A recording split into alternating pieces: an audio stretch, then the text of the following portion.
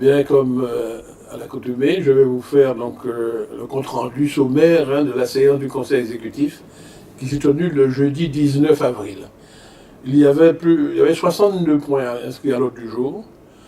Et je vais les passer en revue rapidement. D'abord, toujours dans le cadre de l'exécution budgétaire, du budget primitif qui a été voté dernièrement, nous avons eu à déterminer le montant de la contribution que la CTM accordera aux SDIS. Évidemment, nous allons reconduire le montant donné en 2017 de 18 millions, mais suite à une demande du SDIS pour l'aider à reconstituer son parc de véhicules de secours, nous avons décidé d'accorder un peu plus de 2 millions supplémentaires qui va être notifié prochainement aux SDIS. Dans le domaine de la formation professionnelle, nous avons examiné une série de dossiers. Nous avons décidé d'accorder à 11 demandeurs d'emploi une aide individuelle à de la formation qu'ils vont faire sur place en Martinique. Il y en a un autre qui ira faire sa formation en France par l'intermédiaire de la DOM. Et nous avons eu à accorder des aides à des salariés en cofinancement avec leurs employeurs. Parmi ces salariés, 3 du secteur de la fonction publique et 2 du secteur privé. Dans le domaine de l'éducation, nous avons eu à examiner les demandes de financement présentées par les établissements scolaires, précisément 21 collèges et 2 écoles élémentaires qui ont demandé des financements pour mettre en place des projets éducatifs et culturels. Alors évidemment, les collèges dépendent automatiquement de la CTM, mais nous avons quand même examiné positivement la demande de 2 écoles primaires en leur donnant une aide. Et puis nous avions à examiner une proposition émanant du lycée professionnel de Dillon. C'est une proposition de dénomination. Et la proposition a porté sous le nom de Marius Cultier, qui est un grand artiste, et qui a passé une partie de sa vie dans un quartier proche de Dillon, quartier Renéville. Et c'est dans l'enthousiasme, le Conseil exécutif a donné un avis favorable, et cette question doit aller devant notre plénière, et c'est en plénière que la CTM va prendre sa position définitive. Dans le domaine du développement économique, nous avions examiné des dossiers des entreprises, comme nous le faisons à chaque fois. Il y a eu une aide à la création d'entreprises qui a été donnée à une entreprise, et puis une aide pour faciliter l'emploi de salariés qui était accordée à une autre entreprise. Nous avons eu un débat sur la création d'un fonds, c'est-à-dire un autre système pour aider les entreprises à se constituer, pour avoir des fonds propres. Mais ce débat n'est pas clos, il va se poursuivre. Et de toute façon, c'est en séance plénière de l'Assemblée, que nous ferons connaître les nouvelles propositions d'aide aux entreprises.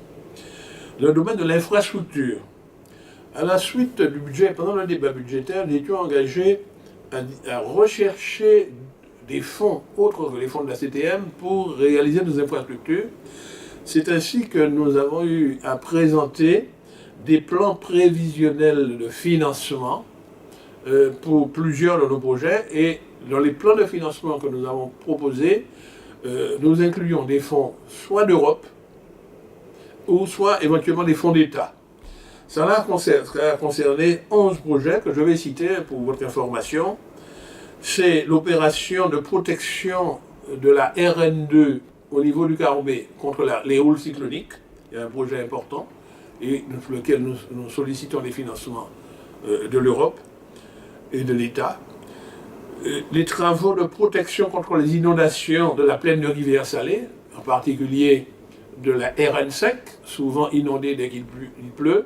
Le projet a abouti. Nous sommes en train d'attendre l'accord de l'État au titre de la loi sur l'eau, mais d'ores et déjà, nous avons présenté un plan de financement dans lequel nous ferons appel à des financements d'État, de l'Europe, de l'ODE et évidemment de la CTM, mais de manière symbolique à l'espace sud, mais également auprès de la mairie de Rivière-Salée, pour 1%. Bien. Le troisième projet, c'est dans le cadre de la protection de nos bâtiments contre les risques sismiques.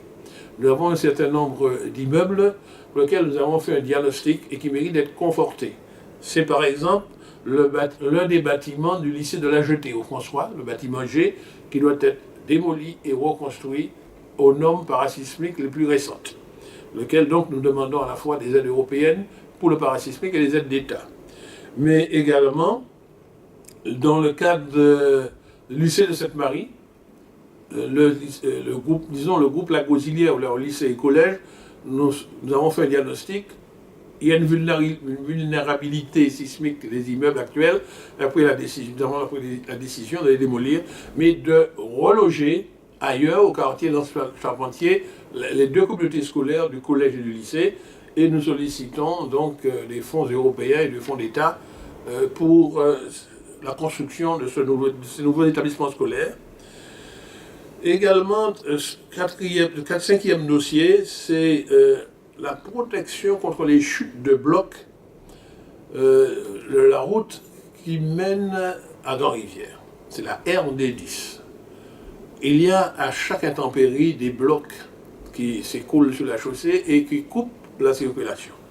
Nous avons étudié un projet de protection contre ces chutes, un peu comme ça m'inspirait des dispositifs qu'on appelle paravalanche, qu'on fait dans les routes de montagne en Europe, mais là, c'est pas pour protéger de la neige, protéger des chutes de blocs rocheux. Et le dossier est fait prêt. Nous avons voté le plan de financement.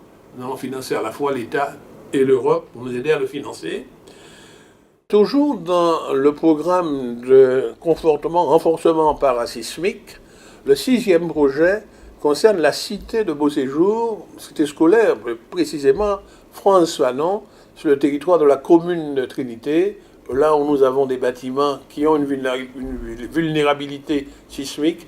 Donc nous avons présenté un plan de financement en faisant appel aux fonds d'État et aux fonds européens pour financer, avec les fonds de la CTM, ce confortement parasismique. Dans le cadre du programme de la maîtrise de l'énergie et des financements européens prévus pour ça, nous allons présenter une tranche de lycées, 12 lycées, sur lesquels nous allons renforcer leur autonomie énergétique par des panneaux solaires mis sur les toitures.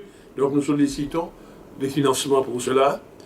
De même, nous avons lancé les études de la construction d'une aérogare Basse-Pointe. Donc nous sollicitons des financements européens pour le financement de ces études. C'est un aéroport qui peut servir de secours éventuellement, mais qui pourra servir de lieu pour soit les avions de tourisme ou disons pour des écoles de pilotage. Également, le 9e dossier, c'est une opération de protection contre la houle de la RD10. C'est la route qui est entre Saint-Pierre et Prêcheur, qui est fortement érodée au niveau de la côte. Il faut refaire les protections. Ça avait été fait par le Conseil général, mais ça a un peu vieilli. Donc nous avons conçu un projet pour reprendre toutes ces protections et nous sollicitons également le plan de financement des fonds européens et des fonds de l'État. Le 10e projet, c'est s'étend sur toute la Martinique, c'est toutes nos routes qui sont construites dans les parties montagneuses où il y a des chutes de blocs. Il faut faire des opérations de protection de falaises. Donc nous le faisons par tranche de 1 million. Il faut savoir ça, 1 million chaque année que nous consacrons à cette opération. Mais nous avons décidé de solliciter des fonds européens pour nous accompagner dans ce financement entre maintenant 2018 jusqu'à 2020. Bien. Et puis, le 11e projet, je vais le conserver pour la fin, c'est l'opération emblématique, puisque nous avons décidé de reconstruire le lycée Schellcher aux normes sismiques, parasismiques les plus élevées, parce que nous voulons que le bâtiment reste debout, même en cas de séisme majeur. Donc nous sollicitons à la fois des fonds d'État, dans le cadre du plan séisme anti, mais également des fonds européens pour nous aider à financer ce projet, je le rappelle, qui coûte 60 millions. Donc tous ces plans de financement ont été approuvés. Ils seront présentés en plénière et nous espérons que l'Assemblée va les approuver. Et ensuite, ils seront adressés à la direction des fonds européens pour que ces fonds européens puissent nous être accordés. Voilà pour le domaine de l'infrastructure. Dans le domaine de l'environnement, nous avions 3 dossiers. Un dossier pour continuer à aider une entreprise qui recycle les VHU, les véhicules hors d'usage, disons les épaves. Donc ils avaient passé une convention en 2014 avec le conseil régional. Nous avons décidé de renouveler cette convention pour permettre à les aider à débarrasser tout le paysage martiniquais de toutes ces épaves. Et puis, nous avons acté le principe d'une création d'une commission consultative pour le suivi, d'élaboration d'abord et de suivi du plan de prévention et de gestion des déchets de Martinique, le PPGDM. Et le troisième point, c'est que nous avons validé le principe de passer un contrat de projet avec le projet forêt d'exception pour la période 2018-2023 avec l'ONF en vue de la labellisation de la forêt départementalo-domaniale de la montagne pelée et des pitons de Carbet. Puisque vous vous rappelez, nous sommes dans un processus de labellisation, de classification patrimoine de l'UNESCO de ces immeubles, mais il faut les entretenir et il y a un contrat de projet avec l'ONF pour cela. Dans le domaine de la gestion européenne, nous avons examiné plusieurs dossiers. D'abord les dossiers d'exploitation agricole. Nous avons eu 12 dossiers d'exploitation agricole dans le cadre du FEADER. Et dans le cadre du FEDER, nous avons accordé des aides à 3 porteurs de projets qui ont répondu à des appels à projets, dont le PARM, qui est dans le domaine de l'innovation, d'un projet du PARM qui s'appelle Stimule Innov, stimuler l'innovation dans le domaine agroalimentaire. Dans le domaine de la culture, alors nous avons eu à valider le programme d'animation de nouveaux centres culturels, qui est cité à Basse-Pointe, dont l'immeuble est la propriété de la CTM, et la nouvelle responsable de ce centre, qui est Mme Aurélie Dalma, a fait parvenir un projet qui a été validé par le conseil exécutif. C'est le projet culturel de Gradis. Gradis à Basse-Pointe, c'est le nom de cet immeuble, mais peut-être que plus tard, ce centre culturel prendra un autre nom. En tout cas, c'est à venir.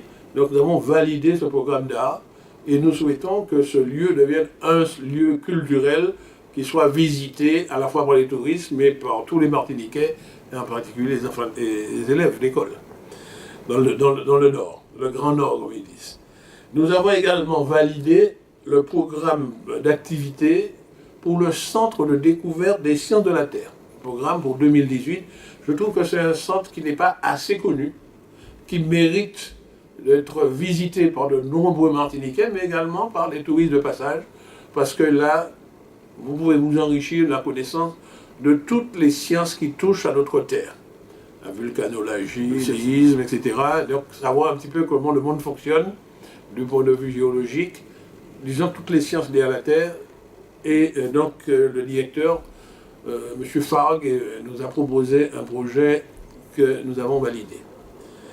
Enfin, dans le domaine du sport, nous avions eu 2 projets. L'un présenté par le CROSMA, qui nous demandait de participer au financement, la prise en charge de la délégation des jeunes sportifs martiniquais qui ont participé aux Jeux des îles. Ces Jeux des îles sont organisés cette année en Sicile, donc la Méditerranée. Donc nous avons voté un financement pour permettre à une délégation de jeunes Martiniquais avec leur encadrant d'aller en Sicile pour participer à ces Jeux des îles. Et puis, nous avons accepté de participer aux frais de voyage également d'une délégation de jeunes qui iront participer au championnat de France de twirling bâton, ce qui aura lieu à la fin du mois d'avril, et ça a lieu en Guadeloupe. Voilà, en synthèse, les points que nous avons débattus et pour lesquels nous nous sommes prononcés au Conseil exécutif du 19 avril 2018. Je vous remercie et à la prochaine fois.